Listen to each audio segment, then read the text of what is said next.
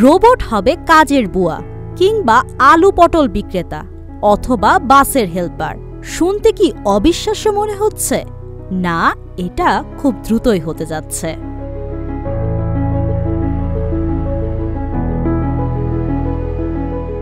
চীনের রোবট গবেষকেরা বাণিজ্যিকভাবে নতুন এক ধরনের রোবট তৈরি করেন। মূলত রোবট শিল্পের উন্নতি ও জনগণের কল্যাণের জন্যই তারা এই নতুন ধরনের রোবট তৈরি করেছেন।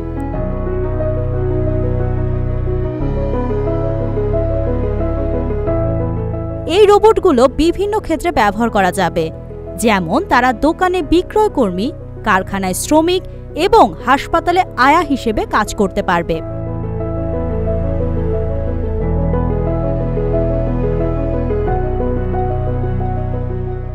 এদের তৈরি করেছে স্টার্টআপ কোম্পানি গ্যালবট। ধারণা করা হয় 2025 সালের মাঝামাঝি সময়ে চীনের বিভিন্ন সুপারমার্কেট এবং ফার্মেসিতে 24 ঘন্টা এসব রোবট মোতায়েন করা হবে।